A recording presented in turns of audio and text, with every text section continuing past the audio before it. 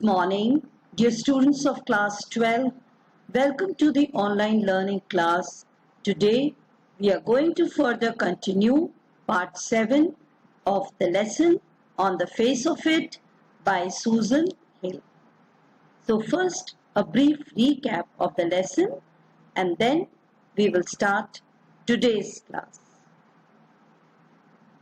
On the Face of It is a play by Susan Hill.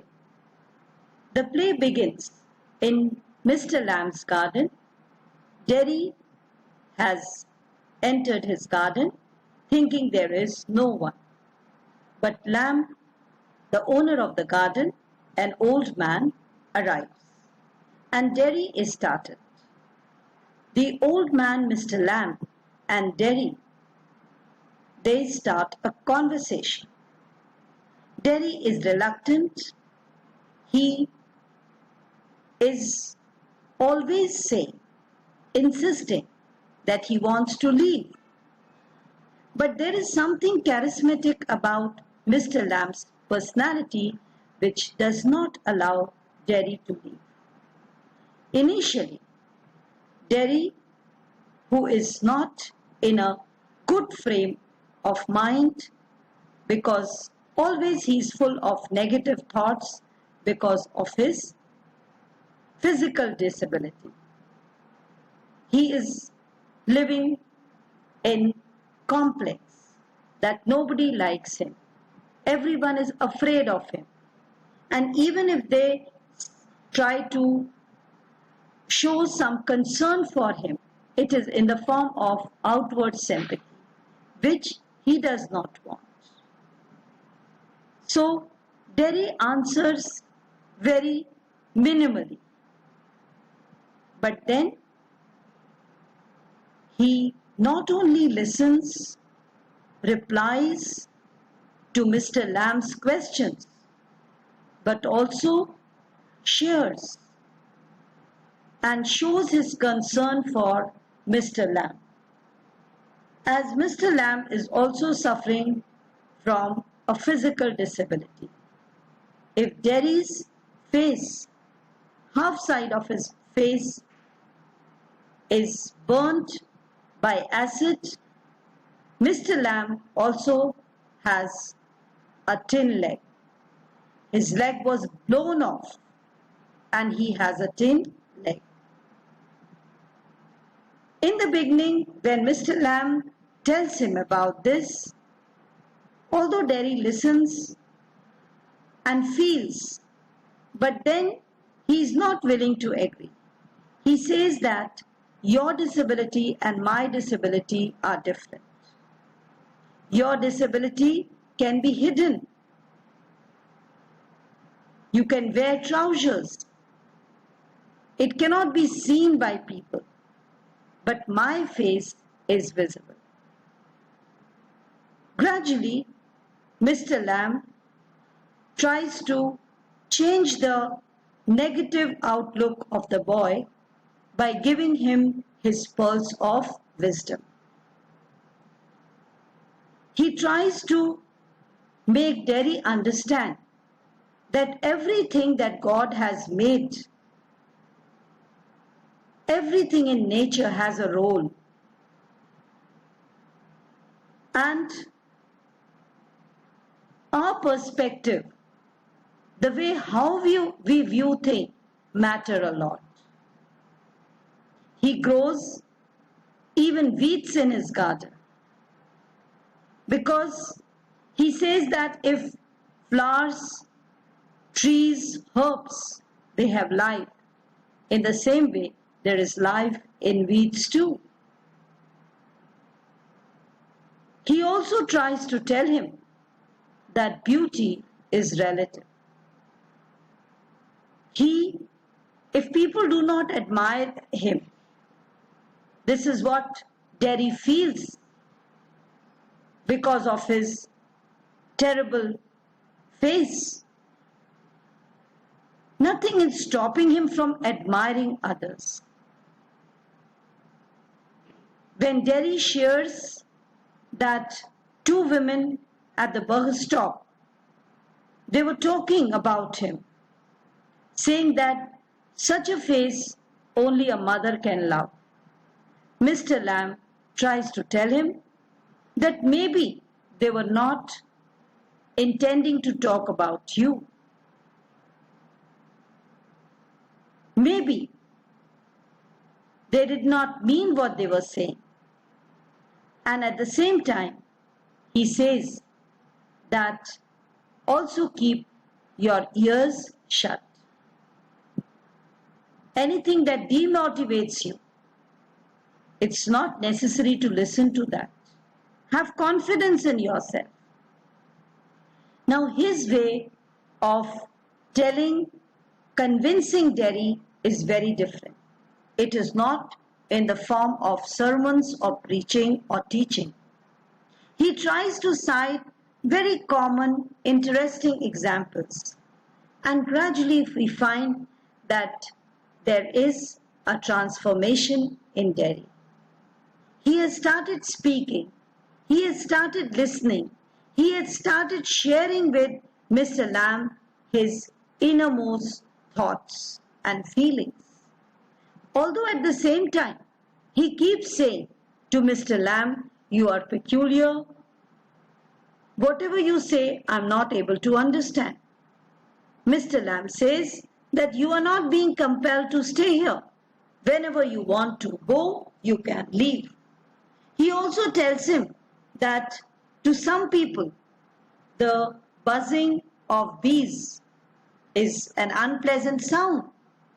But if you hear it for a long time, the buzzing of bees becomes humming. And he likes it. He likes their song. And he finds it melodious. He also tells him about a story of a man who locked himself up in a room, fearing unfounded fears. But in the room also he was not safe. A pitcher fell on him and he was killed. Derry laughs a lot at this story. Again, he tries to know from Mr. Lamb, what does he do all day? Mr. Lamb says that he reads books. And then there are no curtains at the windows, which Derry notices. Mr. Lamb says, I'm not fond of curtains. I want the light to come into my house openly. And that is why even the gate is always open. Because everyone is welcome. Derry also shares that he likes to hear the sound of rain when it falls on the roof. So Mr. Lamb comments, you are not lost at all. You hear things you admire. Derry also shares with Mr. Lamb that people talk. They say what is going to happen to him when they are no more. How will he survive? Mr. Lamb says that he is very much normal. And when they are no more, life will go on as it is. And maybe, you never know, you can even do better when they are no more. So who can tell? It fills Derry with confidence. Now Derry wants to know, Mr. Lamb has friends, which Mr. Lamb says that he has 100 friends. The gate is always open. People keep coming in. Even kids come. He gives them toffee with honey. Now, Mr. Lamb's definition of friendship is also different from Derry. Derry says if you do not know a person, that person is not your friend. He is just a stranger. But Mr. Lamb says he is neither your enemy. And he also tells him, when he says that there are some people whom he dislikes, whom he hates, Mr. Lamb says that a bottle of acid does you less harm then hatred. Acid only burns your face, like your face and the bomb that blew my leg. But hatred burns you from inside. Derry says that he heard people in the hospital saying that like-minded people with the same disability should be grouped together, like people with no legs, idiots with idiots. So same type of people should be grouped together. He wants Mr. Lamb's opinion. Mr. Lamb says what kind of a world it would be. And Derry says, how do you get all these ideas? Mr. Lamb says, watching, listening and thinking. Derry says, I like your place, your garden. I'd like also a house which has no curtains. Now we'll continue further.